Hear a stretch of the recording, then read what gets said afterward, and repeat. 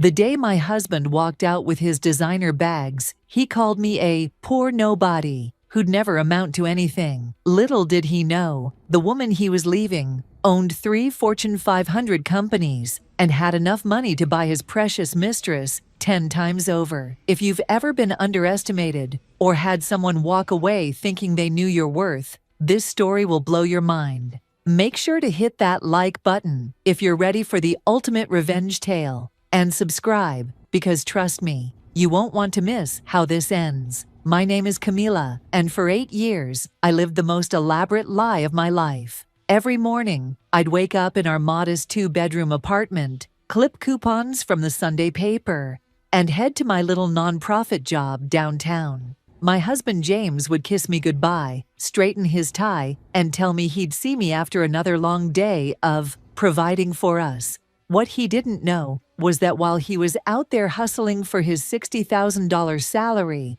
I was secretly running a business empire worth over $2 billion. You're probably wondering how someone hides that kind of wealth from their own husband. Well, it wasn't easy, but it was necessary. See, I learned early in life that when people know you have money, they treat you differently. They want something from you. They see dollar signs instead of a person. So when I met James in college, both of us eating ramen noodles and sharing textbooks because we couldn't afford our own, I thought I'd finally found someone who could love me for me. James was charming, ambitious, and seemed genuinely interested in building a life together. He didn't know that while I was sitting next to him in our economics class, I was already running my first tech startup from my dorm room. By graduation, that little company had been acquired for $50 million. But James thought I was just another broke college kid working part-time at the campus bookstore. After we got married, I maintained the facade perfectly. I worked at a small nonprofit called Community Bridge, helping underprivileged families access resources. What James didn't know was that I had founded and funded that entire organization. I paid myself a modest salary and let everyone, including my husband, believe I was just a dedicated employee with a big heart and small bank account. Meanwhile, my real businesses operated under different names and shell companies. I had investments in renewable energy, technology startups, and real estate across 3 countries. My financial advisors knew me by different names. My board meetings happened during my volunteer work hours. I'd built an empire while my husband thought I was organizing charity bake sales. For years, this arrangement worked perfectly. James was proud to be what he thought was the primary breadwinner. I got to use my wealth to help people through the nonprofit while living a simple life with someone I believed truly loved me. We had our little routines, our inside jokes, our dreams of maybe someday affording a house with a backyard. But as James climbed the corporate ladder at his marketing firm, something started changing. He began making comments about my clothes, suggesting I dress more professionally. He started talking about his colleagues' wives and their expensive handbags, their country club memberships, their luxury cars. The way he said it, with this longing in his voice, made my stomach turn. Then came the late nights. James started working until 8, then 9, then 10 o'clock. He'd come home exhausted, barely wanting to talk about his day. His phone became attached to his hand, and he'd step out to take certain calls. When I'd ask who it was, he'd wave me off saying it was work stuff I wouldn't understand. The expensive gifts started appearing. A new watch that definitely cost more than his monthly salary. Designer shoes, a leather briefcase that looked like it came from somewhere I'd never shop. At least not in my Camila persona. When I asked about them, he said they were bonuses, rewards for his hard work. I wanted to believe him because the alternative was too painful to consider. But the credit card statement doesn't lie. I found it on a Tuesday afternoon while organizing our bills. Usually James handled the finances because he insisted on being the man of the house. But he'd left the statement on the kitchen counter, and one line item made my blood freeze. Expensive dinners at restaurants we'd never been to together. Hotel charges in the middle of weekdays when he was supposed to be at the office. Jewelry purchases that never found their way to me. The name on the vendor receipts kept appearing. Veronica Sterling, Sterling Luxury Real Estate. I hired a private investigator that same day. Within a week, I had photos, phone records, and a complete profile of my husband's other life. Veronica Sterling was everything I appeared not to be. She drove a white Tesla, lived in a penthouse downtown, wore designer clothes that cost more than most people's rent. She specialized in luxury properties and apparently specialized in married men too. The photos were devastating, but not surprising. James looked happier with her than I'd seen him in months. They held hands walking into upscale restaurants. He opened her car door, something he'd stopped doing for me years ago. In one photo, they were looking at engagement rings, while he was still married to me. That night, I sat at our little kitchen table, staring at those photos, until James came home at nearly midnight. He walked in, saw me sitting there, and immediately knew something was wrong. "We need to talk," I said, sliding the photos across the table. He didn't even try to deny it. Instead, he sat down and looked at me with something I'd never seen before in his eyes: disgust. "You want to know the truth, Camila? I'm embarrassed by you. I'm embarrassed by this apartment, by your thrift store clothes, by having to make excuses to my colleagues about why my wife doesn't drive a decent car or belong to any clubs. Veronica understands success. She understands ambition.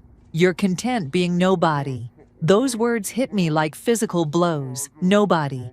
After everything I'd achieved, everything I'd built, my own husband saw me as nobody. "I've been trying to figure out how to tell you this," he continued. "But honestly, Veronica and I are serious. She's successful. She's sophisticated. She gets what it means to want more out of life. You're stuck in this small-minded world of charity work and coupon clipping." I found my voice somehow. "So what are you saying, James?"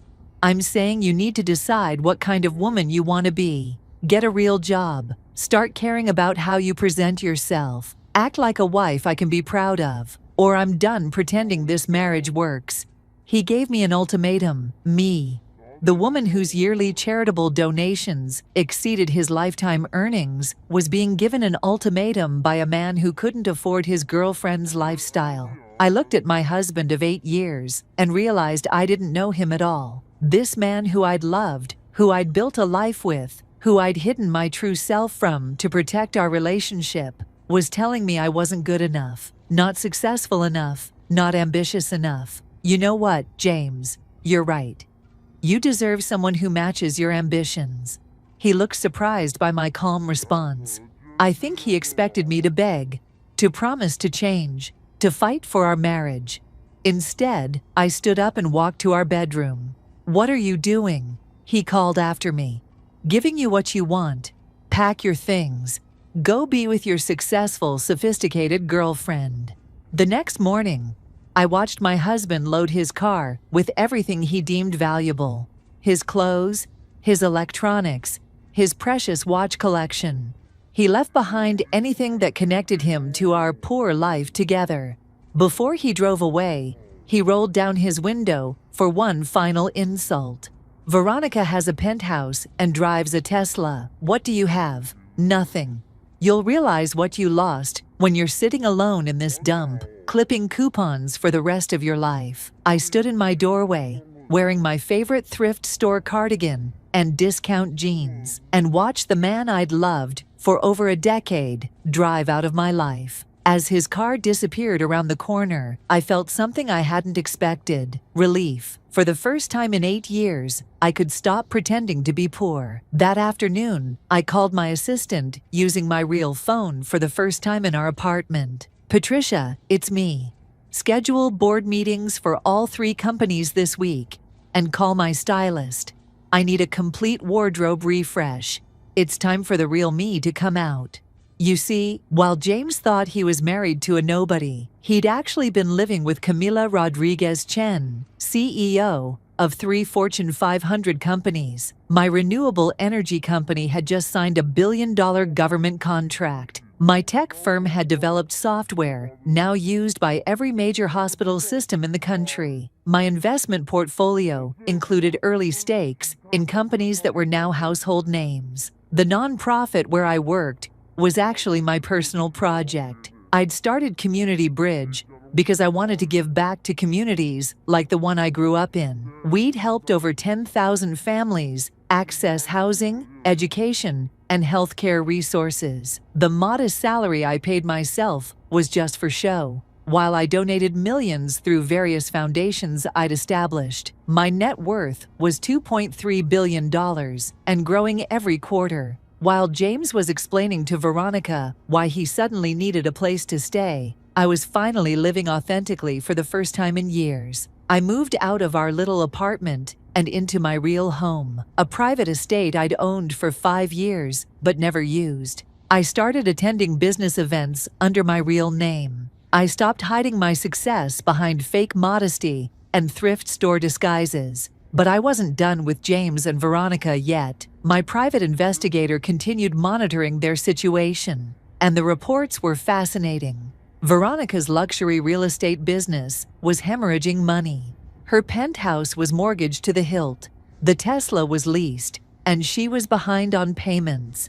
Her designer lifestyle was funded entirely by credit cards and loans she couldn't afford. James, meanwhile, had quit his job thinking he was about to marry into money. He figured he'd live off Veronica's success and maybe get a generous alimony settlement from his poor ex-wife. What he didn't know was that Veronica was expecting him to solve her financial problems. Within 3 months, their perfect romance was cracking under financial pressure. Veronica started pressuring James to get more money from me in the divorce. James hired a lawyer and demanded half of my assets, expecting to get maybe $20,000 and some furniture. Imagine his shock when my legal team responded with a complete financial disclosure. By law, I had to reveal my true worth during divorce proceedings. The look on his lawyer's face when he opened that folder must have been priceless. James called me that night, hysterical. "This is some kind of joke, right?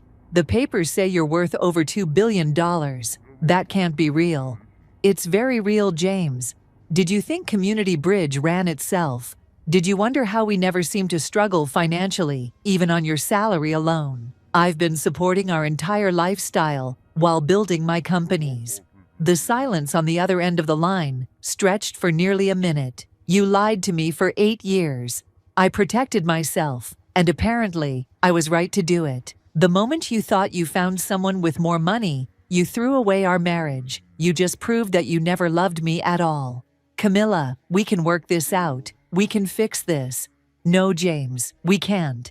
You made your choice when you decided I wasn't successful enough for you. You wanted ambitious. You wanted sophisticated. You wanted wealthy. You had all of that at home, but you were too shallow to see it."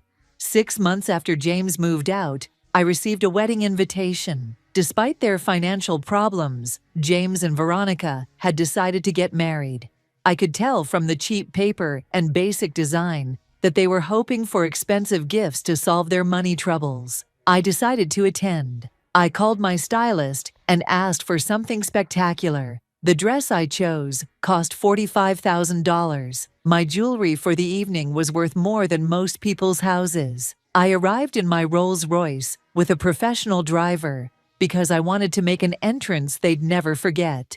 The wedding was at a modest venue, clearly the cheapest option they could find. As I walked in, conversations stopped. People stared. James's family, who had always treated me like the poor relation, suddenly couldn't stop looking at me. James saw me during the cocktail hour. His face went white. "Camilla, you look..." He couldn't finish the sentence. "Different.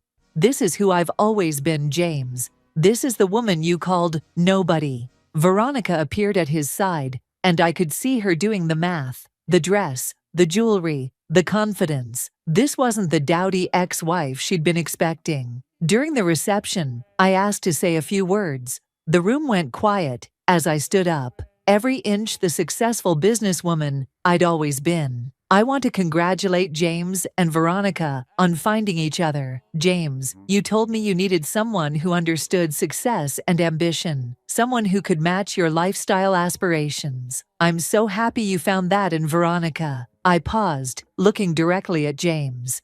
You also told me I was nobody, that I'd never amount to anything, that I should be embarrassed by my small life and lack of ambition.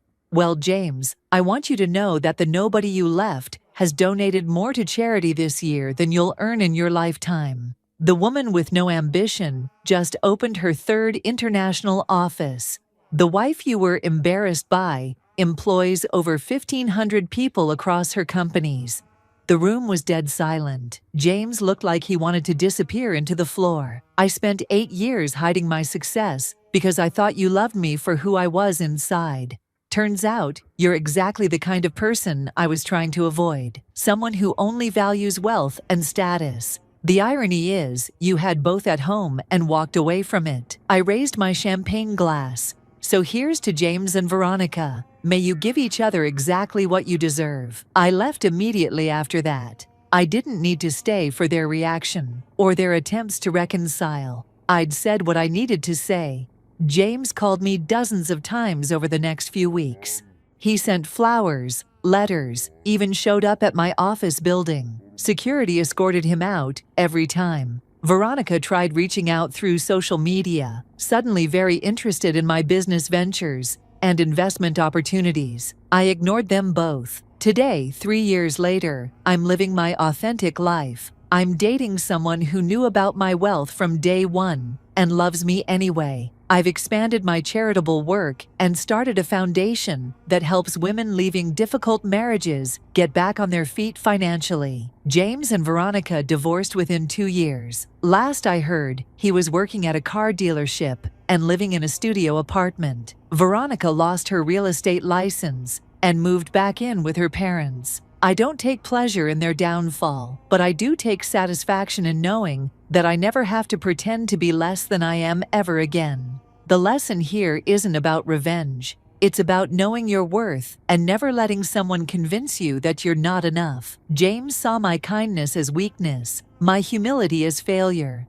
my genuine nature as inadequacy. He threw away something real for something that looked shinier on the surface. I learned that hiding who you are to keep someone's love isn't love at all. Real love doesn't require you to diminish yourself. Real love celebrates your success, not resents it. Some people will always judge by appearances, by what they can see on the surface, but your worth isn't determined by their ability to recognize it. You know who you are. You know what you've accomplished. You know your value. Don't ever let someone convince you that you're nobody, especially when you're actually somebody extraordinary. Sometimes the people who underestimate us give us the greatest gift. They remove themselves from our lives. If this story inspired you to never let anyone dim your light, smash that like button and subscribe for more incredible true stories. Drop a comment telling me about a time someone underestimated you. I read every single one. And remember, your worth isn't determined by what others can see, but by who you truly are inside.